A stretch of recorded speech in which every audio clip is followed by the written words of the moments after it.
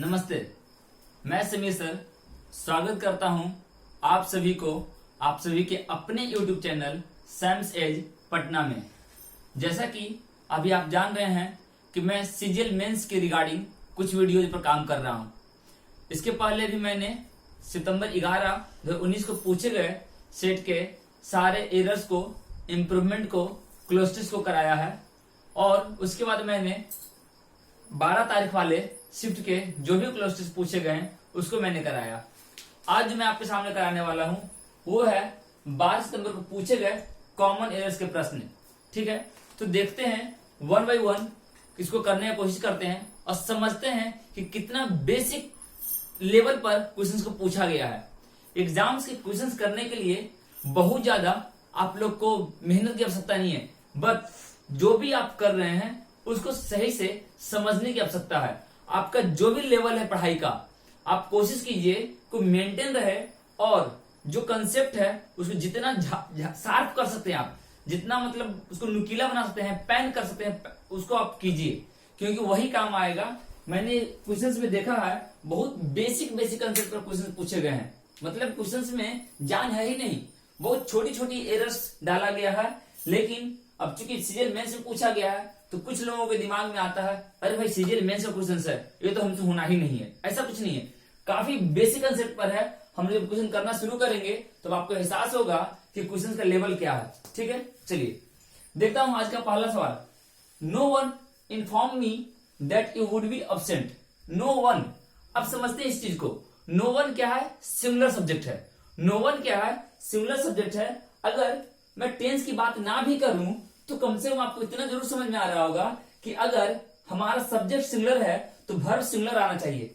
It means inform तो कभी use नहीं करेंगे।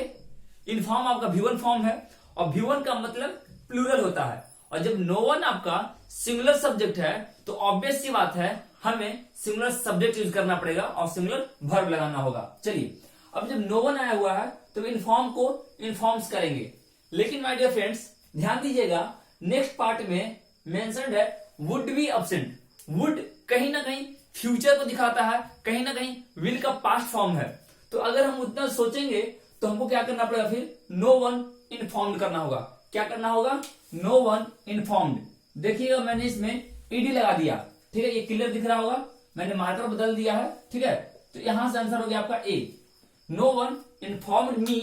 चूंकि नो वन आपका सिंगुलर सब्जेक्ट था तो उसको इन्फॉर्म्स कर सकते थे हम लोग, but the next part having would be, next part में वुड बी का यूज किया गया है। इसका मतलब कि पास्ट में जा रहा है, तुमने इसको पास्ट में कर दिया। क्लियर है? चलिए सेकंड क्वेश्चन है having been a student activist once a politician never forget. Same concept, जो कंसेप्ट हमने नंबर 1 में कैरी किया है वही कंसेप्ट नंबर 2 में भी है। Here your subject is politician and politician is a similar subject because here article a is used। a politician, जब a आया है इसका मतलब कि सिंगुलर होगा तो हमको फॉरगेट को क्या करना होगा? फॉरगेट्स करना होगा। फॉरगेट को फॉरगेट्स करना होगा।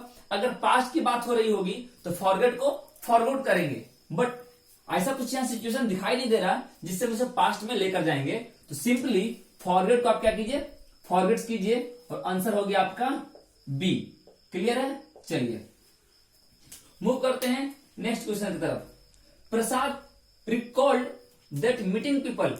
देखिए एक काफी इंपॉर्टेंट कंसेप्ट है ये। मीटिंग पीपल मतलब जिरंड का यूज किया गया है। किसका यूज किया गया है? जिरंड का। तो मीटिंग वोट, मीटिंग पीपल, तो ये आपका जो आ रहा people, this is object, this is not a subject. ध्यान रखिएगा, कृपया इस चीज को अच्छे समझिए। जिरंड के साथ जो आ रहा this will be your object not subject, so verb should be used according to gerund। तो gerund जब भी सेंटेंस का सब्जेक्ट बनता है तो ध्यान रखिएगा हमेशा सिंगुलर। बहुत अच्छा एग्जांपल मैं बताता हूं। Walking is a good exercise, playing cricket is a good exercise. तो playing cricket is a, playing is your subject, तो आगे जो भी आ रहा that will be your object. So जो भी वर्ब आना है according to that gerund use किया जाएगा। क्लियर है ना? तो जिरंड के हिसाब से यहां पे आएगा। तो माय डियर फ्रेंड्स हैव तो आएगा नहीं, जिरंड हर हाल में सिंगुलर फॉर्म लेकर आएगा। ठीक है, तो सिंगुलर लेकर आएगा तो मुझे हैव को हैज से रिप्लेस करना पड़ेगा। क्या करना पड़ेगा? हैज से रिप्लेस करना होगा and your answer will B A. Clear है?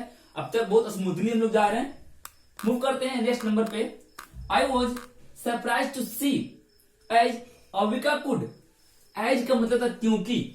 एज इज अ कंजक्शन और एज का यूज करते हैं क्योंकि के फॉर्म में, जैसा के फॉर्म में। तो मैं सरप्राइज हूं यह देखकर कि अविका लिख सकती है कि। पॉज कीजिए, माफ कीजिएगा, थोड़ा सा लाइन का प्रॉब्लम हो गया था। मैं फिर से देखता हूं। I was surprise to see as Avika. मैंने बताया एज का मतलब क्योंकि होता है। एज इज अ कंजक्शन और एज मीन्स क्योंकि, बिकॉज के अर्थ में यूज किया जाता है। और यहां सेंटेंस बोलता है मैं सरप्राइज हूं यह देखकर कि अविका लिख सकती है। तो सेंटेंस जो कनेक्टिंग नाउन आ रहा है, कनेक्टिंग साउंड जो आ रहा है वो की है, और की के लिए दैट का यूज किया जाता है, एज का नहीं। तो माय डियर फ्रेंड्स, यहां से आप एज निकाल दीजिए। यहां जो आपको पार्ट ए में है एज निकालिए और put that here. It means your answer is A. Clear है? चलिए नंबर नेक्स्ट देखते हैं। We have sufficient food and clothing about the flood victims. About ये कहीं सेंस दे रहा है क्या? मेरे पास काफी संख्या में, काफी मात्रा में ये सफिशिएंट फूड है, क्लोथिंग है, कपड़ा है, खाने का है। तो अबाउट क्यों? किसके लिए है? फ्लड विक्टिम्स के लिए है। केरला के जो बाढ़ पीड़ित हैं उनके लिए है। तो यहां पे सेंस आ रहा है फॉर का। तो आंसर क्या हो जाएगा आपका? अबाउट कौन से पार्ट में है? सी में है। यहां से अबाउट निकालिए, फॉर लगाइए। It means your answer will be C. Clear है?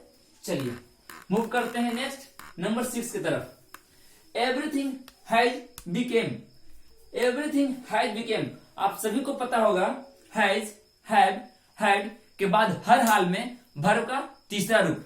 सब्जेक्ट जब आएगा उसके बाद ऑक्सिलरी यूज कर रहे हैं आप, हैज, हैव या हैड, तो इनके बाद आता है वर्ब का तीसरा रूप।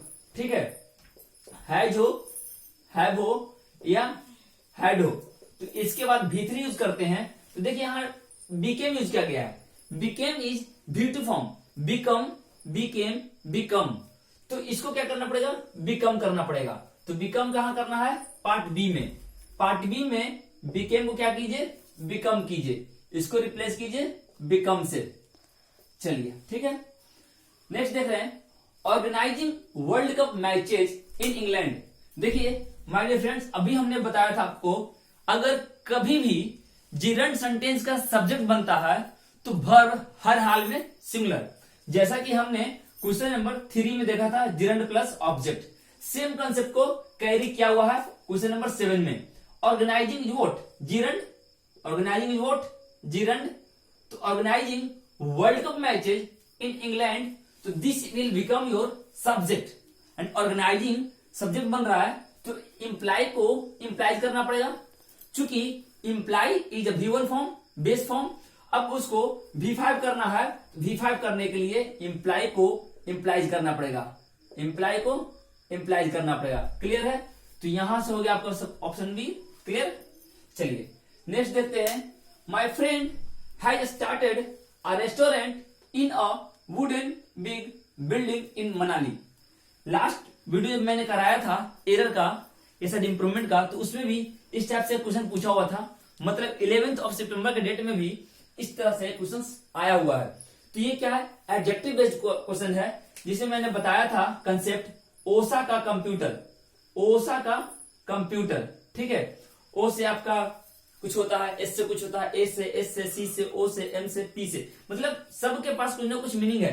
पी फॉर पर्पस है, एम से मटेरियल है, ठीक है? ये मैंने अपने एडजेक्टिव के क्लास में बहुत अच्छे से डील किया है। क्वालिटेटिव एडजेक्टिव में पढ़ना है तो देखिएगा माय डियर फ्रेंड्स। बिग क्या है? बिग साइज है।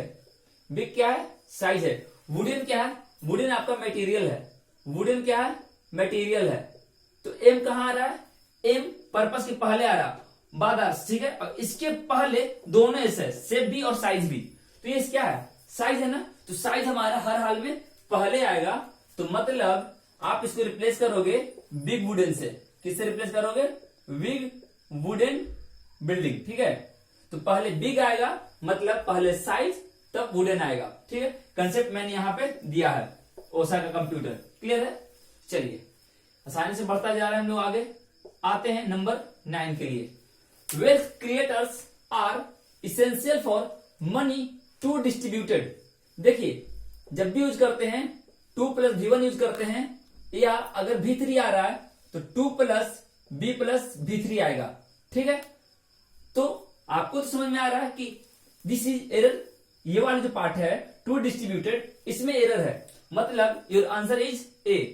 अब करना क्या है आपको, यहां पे बस बी ऐड कर दीजिए, to be distributed. Wealth creators are essential for money to be distributed in the economy. ठीक है, मैंने बांटा जाना है। ठीक है, तो पैसिव सेंस दिया जा रहा है, इसीलिए हमने यूज किया पार्ट ए में बी को ऐड कर दिया। ठीक है, चलिए 10th देखते हैं। Most of the work is what? Work is uncountable noun. Work is uncountable noun. ठीक है, वर्क क्या है आपका? अनकाउंटेबल नाउन है, और अनकाउंटेबल नाउन हर हाल में क्या होते हैं? सिंगुलर होते हैं। अनकाउंटेबल नाउन हर हाल में सिंगुलर होते हैं। Then why we have used are here? तो हमने आर फिर क्यों यूज किया? ये तो गलत है, मतलब आर हटाना होगा और इज लगाना होगा। आर को हटाकर क्या लगाना होगा? इज लगाना होगा। ठीक है, तो दिस वाज 10 क्वेश्चंस। ठीक है, हम लोग मूव करेंगे आगे नंबर 11 की ओर। चलिए नेक्स्ट देखते हैं हम लोग number 11। In order for he to attend the meeting he need to prepare exhaustive notes. समझिएगा, for is what? For is a preposition. For is a preposition, और प्रीपोजिशन के बाद ऑब्जेक्टिव केस का यूज करते हैं। प्रीपोजिशन का क्या आता है? ऑब्जेक्टिव केस का यूज करते हैं, मतलब ही को रिप्लेस करना होगा हिम से। ही को रिप्लेस करना होगा हिम से। ठीक है, तो यहां पे आपका आंसर निकल के आ रहा है डी, है ना। अगर आप इन ऑर्डर को रखना चाहो तो एक काम और कर सकते हैं यहां पर, इन ऑर्डर दैट। अगर हम दैट डालते हैं तो दैट कंजक्शन बन जाएगा, और जब कंजक्शन बनेगा उसके बाद जो भी सेंटेंस आ रहा उसका एक ऑक्सिलरी चाहिए, तो फिर आपको ही के अकॉर्डिंग कोई भी एक प्रेजेंट का ऑक्सिलरी डालना होगा जो सेंटेंस को जस्टिफाई करे। ठीक है, तो आप कैन भी ऐड कर सकते हैं, मतलब in order that he can attend the meeting. या सबसे सिंपल, फॉर चूंकि प्रीपोजिशन है और प्रीपोजिशन के बाद ऑब्जेक्टिव केस का यूज करते हैं, इसलिए ही को रिप्लेस कर दिया हमने हिम से। Your answer will B option D. चलिए मूव करते हैं 12 नंबर की तरफ। What is the function of the kidney? देखिए एनपीएन का काम कर रहा है। मैंने आर्टिकल में बताया था this is an noun, P से प्रीपोजिशन, और kidney is another noun. Kidney parts body है, और पार्ट्स ऑफ बॉडी में जब तक पॉजेसिव केस नहीं आएगा हम लोग द लगा सकते हैं। ठीक है, तो यहां पर द ये भी सही है, और एनपीएन जब होता है तो पहला नाउन द लेकर आता है, ये भी सही है। इन दी बॉडी ये भी सही है, मतलब सेंटेंस में कोई गलती नहीं है, नो एरर है। ठीक है ना। चलिए मूव करते हैं number next 13। Rohit did not केम। कल का क्लास याद कीजिए, प्रीवियस वीडियो में मैंने बताया है do does did. Do does did के बाद हर हाल में भर का पहला रूप।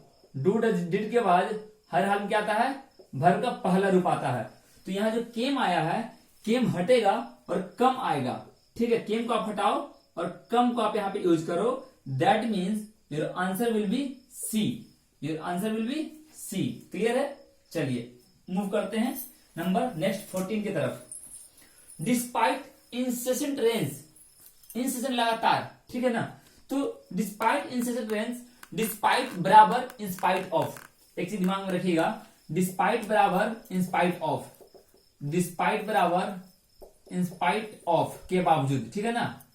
तो मतलब हैवी रेन हो रही थी, लगातार बारिश, उसके बावजूद भी she is the only one who plan.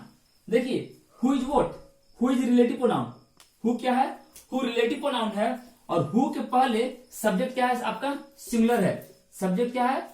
Singular है। अब सिंगुलर सब्जेक्ट आया है तो ऑब्वियस सी बात है यहां पे जो वर्ब आएगा वो सिंगुलर होना चाहिए, तो प्लान को प्लान्स करना होगा। अब सी इज बोला गया है तो कहीं ना कहीं इज लेकर आया है। अगर सेंटेंस के एक्सप्रेशन को आप समझते हैं तो पता चलेगा कि यहां पर प्रीफर करोगे आप who is planning to attend, who is planning to attend despite incessant rains, she is the only one who is planning to, जो प्लान कर रही है। तो here we can add is and plan को planning करना पड़ेगा, planning to attend को just करता साथ छोड़ दो, प्लानिंग टू अटेंड। क्लियर है? तो यहां से आपका हो गया आंसर बी।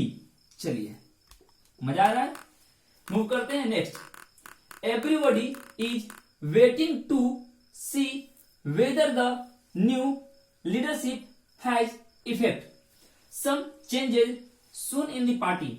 देखिए, कुछ लोगों ने देखते ही बोला होगा सर वेट के बाद फॉर प्रीपोजिशन आता है। तो my dear friends, my dear students, wait के बाद फॉर जब आप यूज करते हैं तो कोई ना कोई नाउन आता है वहां। वेट के बाद जब फॉर प्रीपोजिशन यूज करते हैं तो आप नाउन लाते हैं, लेकिन यहां पे V1 है, तो अगर V1 का केस होगा तो वेट के बाद टू का यूज किया जा सकता है क्योंकि इंफिनिटिव है। तो ये पार्ट आपका बिल्कुल सही है। Weather the new leadership has effect. अब कोई बोलेगा सर हैज के बाद इफेक्ट जो आया है वहां पे अफेक्ट होना चाहिए था, मतलब अफेक्ट वर्ब है, इफेक्ट नाउन है। तो माय डियर स्टूडेंट्स, एक चीज ध्यान रखिएगा, अफेक्ट प्रभाव, ठीक है, प्रभाव डालना अफेक्ट का मतलब, और इफेक्ट मतलब होता है प्रोड्यूस करना, प्रोड्यूस सम चेंजेस, प्रोड्यूस करना। तो जब कुछ प्रोड्यूस किया जाएगा, चेंजेस लाया जाएगा, तो आप ये यूज करते हैं इफेक्ट। तो यहां पे देखिएगा सम चेंजेस की बात की जा रही है, इट मीन्स इफेक्ट आपका सही है, but one thing, has been used, has का यूज किया गया है, तो हैज के बाद वर्ब का तीसरा रूप होगा, सो इफेक्ट को इफेक्टेड करना होगा, इफेक्ट को इफेक्टेड करना होगा। तो यहां से आंसर आपको निकल कर आ रहा है सी। क्लियर है? मैंने यहां पे अफेक्ट और इफेक्ट दोनों लिखा है। जब इफेक्ट नाउन बनेगा, जब इफेक्ट नाउन बनेगा तब होता है प्रभाव, ठीक है। जब नाउन बनेगा तो क्या मीनिंग बनेगा? प्रभाव बनेगा। लेकिन जब वर्ब बनता है तो इसका मीनिंग होता है प्रोड्यूस करना। क्लियर है? तो प्रोड्यूस सम चेंजेस। क्लियर है? चलिए मूव करते हैं नंबर 16 की तरफ। ये भी आसान है। I am going to a holiday नहीं बोलते हैं, हॉलीडे पे जाना या आप लिव लेते हैं। मान लो कि वर्किंग इन अ कंपनी, आप किसी कंपनी में वर्क कर रहे हैं और वहां पे आप लिव ले रहे हैं, तो हम बोलते हैं आई एम ऑन हॉलीडे। क्या बोलते हैं? I am on holiday. ठीक है, तो हॉलीडे के लिए ऑन का यूज करते हैं, टू का नहीं। तो ये गलत है। तो यहां पे आपका ऑप्शन सी है, तो टू हटेगा, ऑन लगेगा। क्लियर है? On a holiday. बहुत अच्छा। चलिए 17, the social media department is headless at the moment and many are vying, many are vying to. Vying मतलब, वाई का मतलब होता है, ये वर्ब है, मतलब कंपीट करना, मतलब होता है कंपीट करना, मतलब एक ही पोस्ट के लिए बहुत सारे लोग कंपीट कर रहे हैं, फाइट कर रहे हैं। तो वाई फॉर प्रीपोजिशन फॉलो करता है, टू नहीं। ठीक है, कंपीट फॉर। तो यहां से टू निकालेंगे आप और क्या लगाएंगे? फॉर लगाएंगे। Your answer will be C. Clear है? चलिए मूव करते हैं। He switched on the TV to listening. ये आपने पढ़ा और आपको आंसर आ गया होगा समझ में कि टू के साथ V1 का यूज करते हैं, टू के साथ V1 का यूज किया जाता है। सो टू लिसनिंग नहीं होकर क्या होगा? टू लिसन होगा। क्या होगा? To listen. यहां से आप ING को हटा दीजिए। क्लियर है? ING को यहां से निकालना होगा, क्योंकि टू के बाद V1 का यूज किया जाता है ना। चलिए number 19 and the second last, they made her as the chairperson of their bank. Made is what? Made आपका कॉजेटिव वर्ब है। मेड क्या है आपका? कॉजेटिव वर्ब है, कॉजेटिव वर्ब। और कॉजेटिव वर्ब एज का प्रयोग नहीं लेती है। मेक है, हैव है, गेट है। मेक है, हैव है, गेट है, ये सब क्या है? कॉजेटिव वर्ब है। और जब कॉजेटिव वर्ब के रूप में यूज किया गया है तो एज आपका सुपरफ्लूअस है। क्या है? एज, एज आपका सुपरफ्लूअस है। तो ये सुपरफ्लूअस एक्सप्रेशन है, इसको यहां से आपको निकालना होगा। तो आप एज हटाओगे, your answer will be B. है ना क्लियर? चलिए एक एक कंसेप्ट जो भी मैं यहां दे रहा हूं बहुत काम का है, ठीक है। और अगर आप सब सही से देख रहे होंगे वीडियो को, समझ में आ रहा होगा, तो आपको एहसास हो गया होगा कि जो 11 तारीख को पूछी गई थी पेपर, कुछ ना कुछ सिमिलर पैटर्न पर 12 को भी पूछी गई है। एंड आई होप कि 13 तारीख वाली शिफ्ट आपको इसी तरीके से पैरेलल मिलेगी। ठीक है, चलिए। And the last one, they can't hardly, इस पर आपको पिछले सेट में भी एरर्स पूछे गए हैं, इंप्रूवमेंट पूछे गए हैं, और even in the same set improvement based questions have been asked on can't hardly means on the basis of hardly. तो यहां समझते हैं हार्डली का मतलब क्या होता है, न के बराबर, और ये क्या है, निगेटिव है।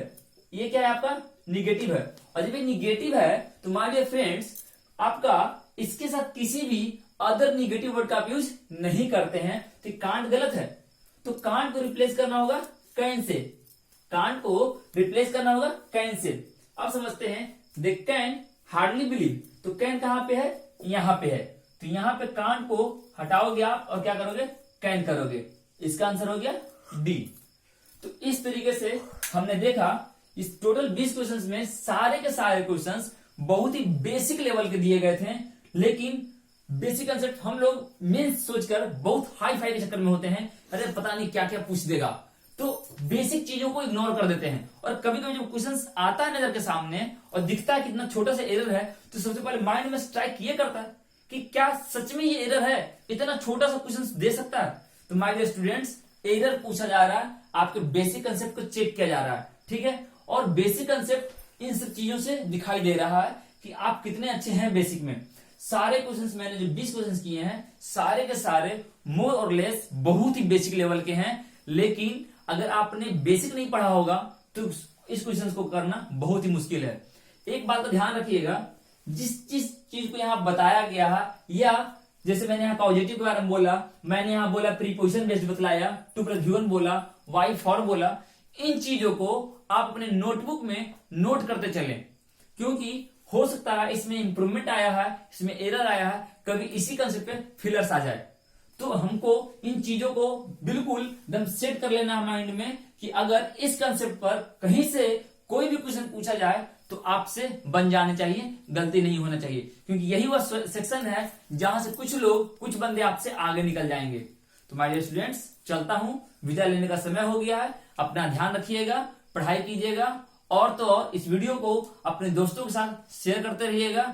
अगर अब तक आपने मेरे चैनल को लाइक सब्सक्राइब नहीं किया है तो प्लीज प्लीज प्लीज इस काम को जल्द ही कीजिए। चलिए ठीक है, मिलूंगा अगले वीडियो में, चलता हूं, बाय, टेक केयर।